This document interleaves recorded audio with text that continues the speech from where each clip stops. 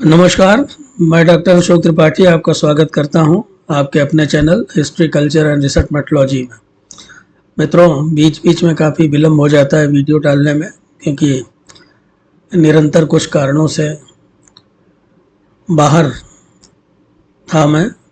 अभी थोड़ी बाधा दिवाली के पहले तक और पड़ेगी, उसके बाद फिर लगातार कोशिश करेंगे कि वीडियोस डालते रहें। फिलहाल आइए, उत्तर प्रदेश पीसीएस स्पेशल की श्रृंखला में ये 9वां वीडियो है और आज हम लोग चर्चा करेंगे हिंदी भाषा की उपबोलियों पे, अर्थात डायलेक्ट्स जो हैं। तो जैसा कि आप सभी लोग जानते हैं कि उत्तर प्रदेश की जो प्रमुख भाषा है वो खड़ी बोली हिंदी है। खड़ी बोली हिंदी में ही हमारे यहाँ सरकारी काम भी होते हैं और इसका एक बहुत विशाल साहित्य भी है। तो इसके ऊपर हम लोग चर्चा करेंगे, लेकिन थोड़ी सी आपको झलक देंगे कि खड़ी बोली का विकास कैसे हुआ। वैसे अगर आप विस्तार में देखना चाहते हैं तो आप मेरे चैनल में एक प्लेलिस्ट है हिंदी साहित्य का इतिहास का, तो उसमें खड़ी बोली का विकास कैसे हुआ है उस पर एक वीडियो है, उसे आप देख सकते हैं। यहाँ चूँकि ये पेपर जो है वो जनरल स्टडीज़ का है, तो इसलिए हम लोग उसी तरीके से बातचीत करेंगे। यहाँ विभिन्न उपबोलियों के व्याकरण इत्यादि पे बात नहीं करेंगे। अगर आप हिंदी साहित्य के विद्यार्थी हैं तो आप हमारी प्लेलिस्ट देख सकते हैं, हिंदी साहित्य के इतिहास के नाम से है जो, उसमें आपको हिंदी साहित्य में बहुत सारे वीडियोस मिलेंगे। यहाँ हम खड़ी बोली और उसकी जो प्रमुख उपबोलियाँ हैं या हिंदी की जो उपबोलियाँ हैं उसके बारे में हम लोग बातचीत करेंगे, विशेष करके जो उत्तर प्रदेश में बोली जाती है, क्योंकि जो आपका प्रश्न पत्र है वो उत्तर प्रदेश से संबंधित है। तो मैंने प्रयास किया है उसे बताने का, आपको समझाने का। तो आइए हम चर्चा प्रारंभ करते हैं। मित्रों, हिंदी और उपभाषाओं में हम लोग चर्चा करेंगे खड़ी बोली, पूर्वी हिंदी जिसमें बघेली, छत्तीसगढ़ी आदि भी आती है, पश्चिमी हिंदी, राजस्थानी हिंदी। यद्यपि उत्तर प्रदेश का पेपर है लेकिन फिर भी राजस्थानी हिंदी और बिहारी हिंदी के ऊपर भी हम लोग बातचीत करेंगे। और उसके अलावा भोजपुरी, अवधी, ब्रजभाषा, पहाड़ी हिंदी आदि के ऊपर भी हम लोग चर्चा करेंगे। तो आइए हम लोग चर्चा का प्रारंभ करते हैं।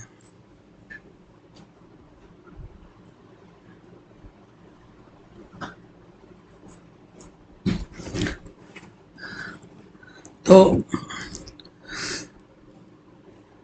सबसे पहले हम लोग चर्चा करते हैं खड़ी बोली हिंदी के ऊपर।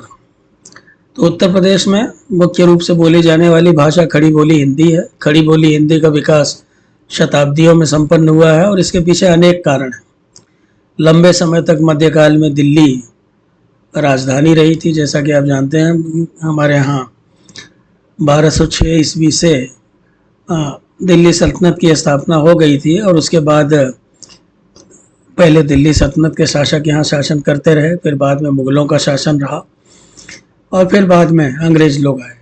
तो कहने का मतलब कि 1200 ईस्वी के बाद से ही, यानी हम कह सकते हैं कि 13वीं शताब्दी के प्रारंभ से ही बहुत कुछ बदल गया था इस देश में। तो लंबे समय तक मध्यकाल में दिल्ली का राजधानी रहना, शासन का केंद्र रहना खड़ी बोली के विकास में अत्यंत उपयोगी सिद्ध हुआ। और खड़ी बोली हिंदी, जिसे पश्चिमी उत्तर प्रदेश में कौरवी भी कहा जाता है, ये बोलचाल की भाषा के रूप में विकसित हुई।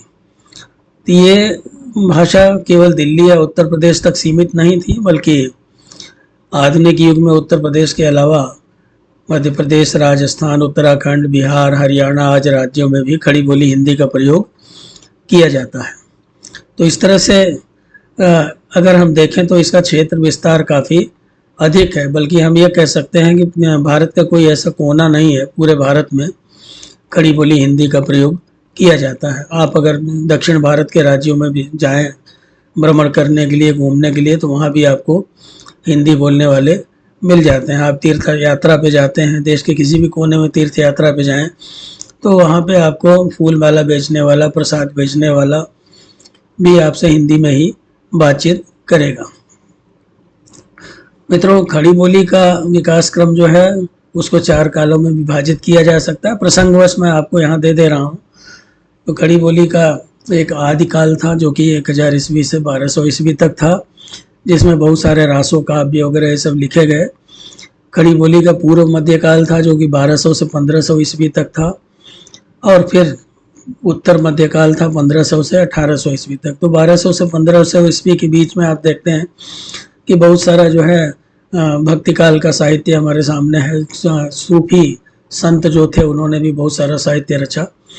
तो खड़ी बोली का आधुनिक काल जो 1800 ईस्वी से लेकर अद्यतन है, जिसमें कि अनेक परिवर्तन समय समय पर आए हैं। तो आधुनिक काल में स्वतंत्रता आंदोलन के दौरान खड़ी बोली हिंदी ने एक संपर्क भाषा का कार्य किया और यह एक अंतर प्रांतीय भाषा के रूप में विकसित हुई। धीरे धीरे आधुनिक युग के तमाम कवियों और लेखकों ने खड़ी बोली और उसके साहित्य को अत्यंत संपन्न बनाया, और खड़ी बोली एक विशाल प्रदेश की प्रमुख भाषा बन चुकी है। अब हम हिंदी की उपबोलियों की बात करें जो कि हमारे यहाँ सिलेबस में दिया गया है, लैंग्वेज एंड लिटरेचर और डायलेक्ट्स। तो डायलेक्ट्स का मतलब है जो कि उपबोलियाँ। हमारे यहाँ एक कहावत है कि कोस कोस पर पानी बदले 8 कोस पर बानी। आप थोड़ी दूर चले जाएं, 8-10 किलोमीटर आगे चले जाएं तो पानी का स्वाद बदल जाता है, साथ ही साथ जो भाषा बोली है उसका एक्सेंट भी आपको बदल जाता है।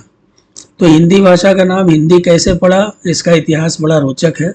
सिंध से फारसी शब्द में हिंद बनता है, जैसे सप्त और हफ्त। बाद में सिंध और हिंदी की परिभाषा में भेद किया गया। सिंध नदी के दक्षिणी सिरे पर दाहिने बाएं बसा हुआ क्षेत्र तो सिंध कहलाया, किंतु सिंध नदी के पार उत्तर और दक्षिण में अपनी प्राकृतिक सीमाओं तक और पूर्व में राजनीतिक सीमा तक के विशाल देश का नाम हिंद पड़ा। जो मुसलमान लोग थे उसे हिंद कहते थे, बाद में उसी से हिंदुस्तान बना।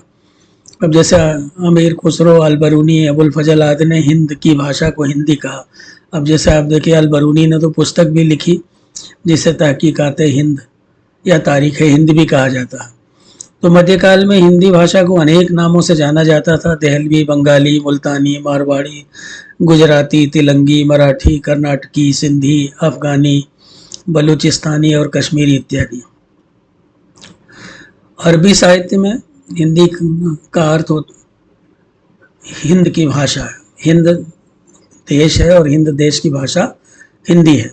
ऐसा अगर आप अरबी साहित्य का अध्ययन करें तो उसमें हमें प्राप्त होता है। मध्यकाल में हिंद, हिंदू, हिंदी, हिंदवी, हिंदुस्तान, हिंदुस्तानी, तो ये सारे ढेर सारे नाम प्रचलित थे जो कि विभिन्न साहित्यकारों, लेखकों, इतिहासकारों की पुस्तकों में हमें प्राप्त होते हैं। लगता है कि जब बाद में मुस्लिम विद्वानों को अनुभव हुआ कि हिंद की केवल एक ही भाषा नहीं है बल्कि और भी बहुत सारी भाषाएं इस देश में प्रचलित हैं, तब फिर विशिष्ट अर्थ में मध्य देश की भाषा को हिंदी कहा जाने लगा। हो सकता है उन्हें लगा कि वास्तव में मध्य देश की भाषा ही हिंद देश की भाषा है।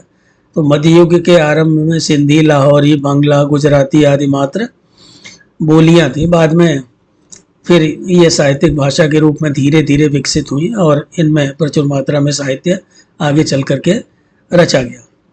तो ये कहना कठिन है कि हिंदी शब्द का प्रयोग कब से आरंभ हुआ, परंतु कबीर, जयसी, सूर, तुलसी, बिहारी आदि तो इसको भाखा कहते थे, भाषा भाखा।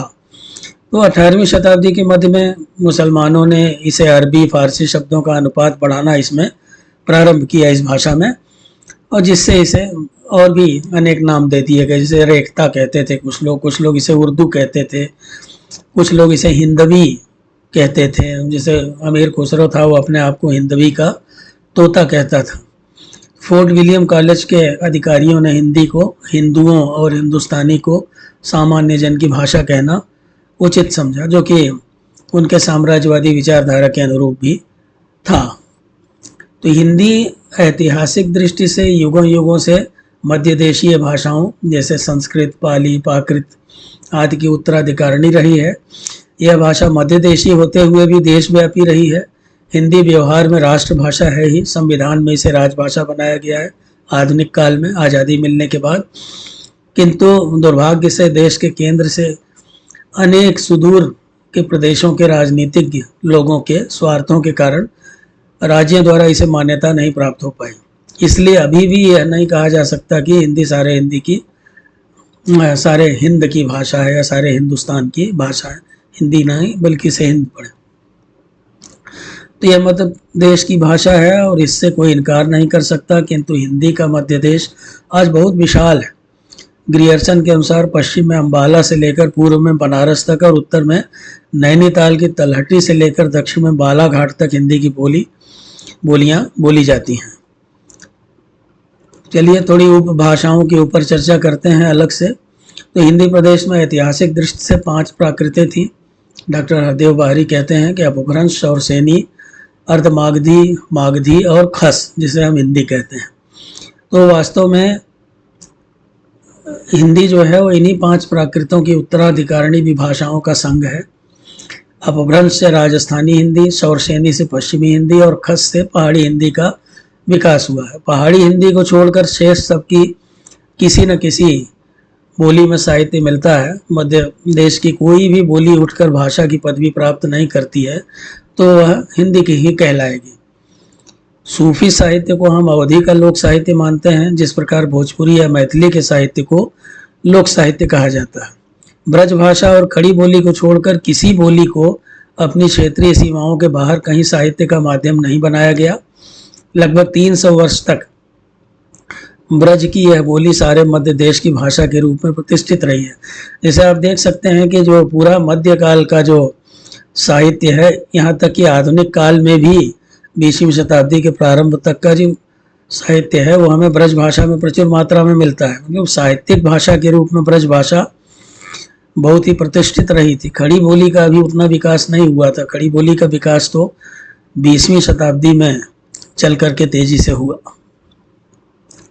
पश्चिमी हिंदी की बात करें तो पश्चिमी हिंदी का क्षेत्र पश्चिम में पंजाब और राजस्थान की सीमा से लेकर पूर्व में अवध और बघेलखंड की सीमा तक और उत्तर में पहाड़ी सीमा से दक्षिण में मराठी की सीमा तक चला गया। इस क्षेत्र में हरियाणवी, कौरवी, ब्रजभाषा, बुंदेली और कन्नौजी, ये 5 बोलियां बोली जाती हैं।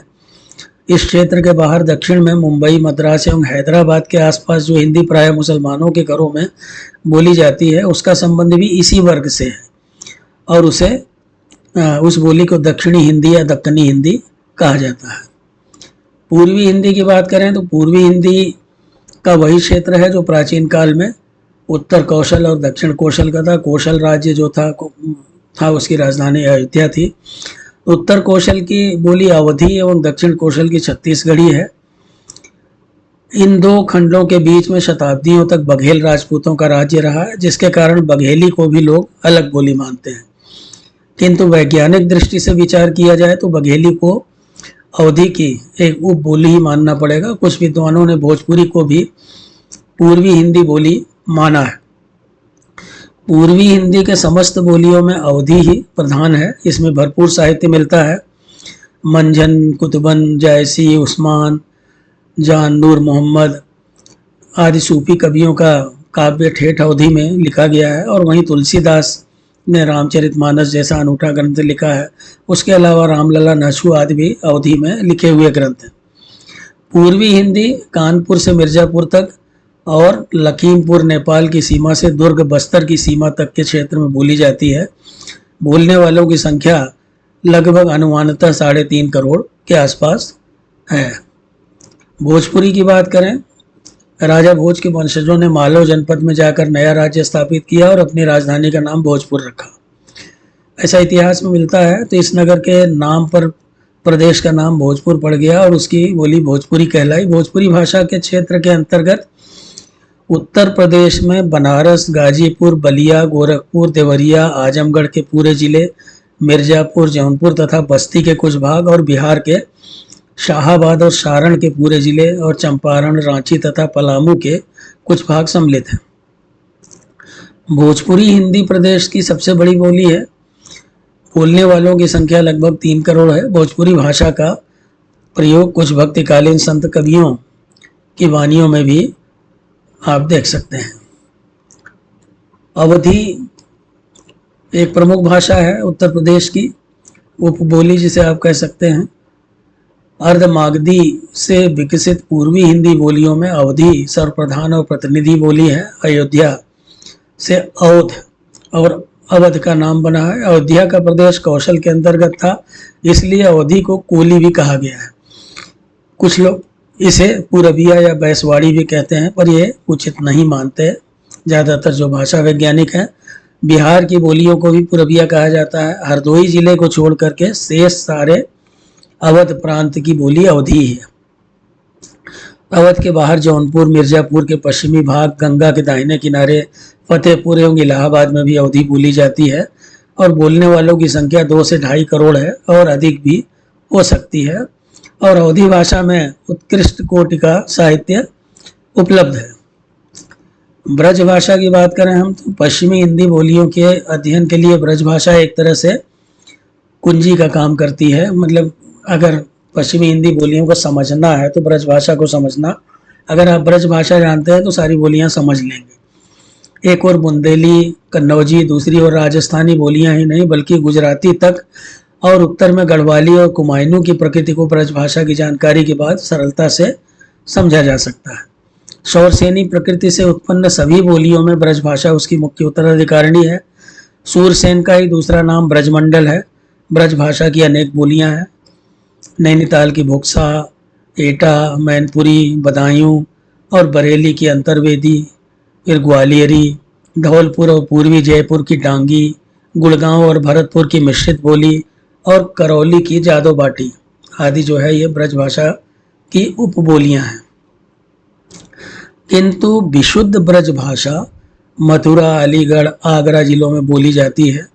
अनुमानतः ब्रज भाषा बोलने वाले लोगों की संख्या 1.5 करोड़ के आसपास होगी। जैसे अब सूरदास, मीराबाई वगैरह जो है ब्रज भाषा के, मीराबाई ने राजस्थानी का प्रयोग किया है ज़्यादा, लेकिन ब्रज भाषा का भी प्रयोग किया है। सूरदास का जो काव्य है वो ब्रज भाषा में उत्कृष्ट काव्य है। और भी बहुत सारे कवि जो थे मध्यकाल के, भक्तिकाल के, उन्होंने ब्रज भाषा में अपनी रचनाएं लिखी हैं।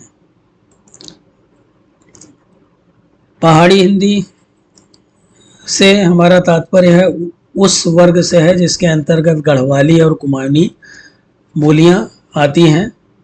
और गढ़वाल और कुमायूं में किरात आदि अनार्य जातियां बसी थी प्राचीन काल से ही। बाद में इन पर तिब्बत चीनी परिवार की भाषाओं का प्रभाव रहा। धीरे धीरे भारतीय आर्य भाषाओं का प्रभाव बढ़ा। उसका कारण यह था कि प्राचीन काल से इस भूभाग में वैदिक संस्कृति के केंद्र स्थापित होने लगे। बहुत सारे ऋषि मुनि यहाँ रहते थे, उनके आश्रम वगैरह यहाँ थे। तो यहाँ की वनस्थलियों, तपोभूमियों के कारण अखिल भारतीय भाषाओं का समागम भी यत्र तत्र होने लगा।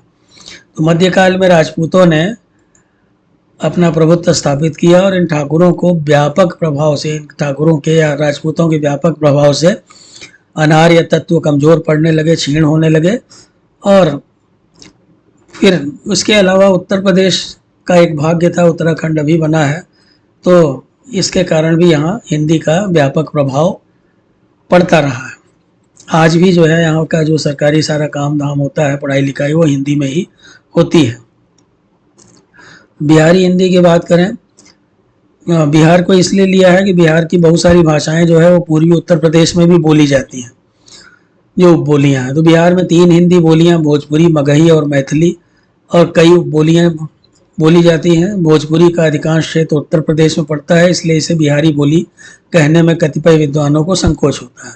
वैसे तो बिहार की सभी मूल्य में पारस्परिक विषमता बहुत अधिक है, किंतु मोटे तौर पर भोजपुरी का निकट संबंध अवधी से है और मगही का मैथिली से। तो साहित्यिक परंपरा केवल मैथिली की ही रही है। हमने आपको पहले ही बता चुके हैं अभी कि भोजपुरी का एक बहुत बड़ा क्षेत्र उत्तर प्रदेश में है। राजस्थानी हिंदी की बात करें, ब्रज भाषा के प्रसंगवश इसकी बात कर रहे हैं, तो ब्रज भाषा के साहित्य में प्रतिष्ठित होने के पूर्व हिंदी प्रदेश में डिंगल साहित्य का बोलबाला था। डिंगल पिंगल कहा जाता था। तो इस प्रसंग में चंद्रवरदाई, दुर्साजी, बांकीदास, मुरारीदास, सूर्यमल्ल आदि के नाम लिए जा सकते हैं। मीरा, दादू, चरणदास, हरिदास आदि संत कवियों की वानियाँ भी महत्वपूर्ण हैं। गद्य साहित्य में वचनिकाओं और बातों की विशाल परंपरा है। अधिकतर साहित्य मारवाड़ी में लिखा गया है, थोड़ा बहुत जयपुरी में भी प्राप्त है। राजस्थानी सारे राजस्थान और सिंध के कोने और मध्य प्रदेश के मालवा जनपद में बोली जाती है। इसकी बोलियों और उपबोलियों की संख्या 30 के लगभग है, जिनमें मारवाड़ी, जयपुरी, मेवाती, मालवी आदि 4 प्रमुख बोलियां हैं। मेवाती का हरियाणवी से, जयपुरी का ब्रजभाषा से और मालवी का बुंदेली से और मारवाड़ी का गुजराती से संबंध है। तो इस तरह से मित्रों ढेर सारी जो हैं वो उपबोलियां हैं जो उत्तर प्रदेश में बोली जाती हैं। जैसे मैंने आपको बताया, अवधी, बघेली, छत्तीसगढ़ी, भोजपुरी, मगही, मैथिली, कौरवी, हरियाणवी, दक्खनी, ब्रजभाषा, बुंदेली, कन्नौजी।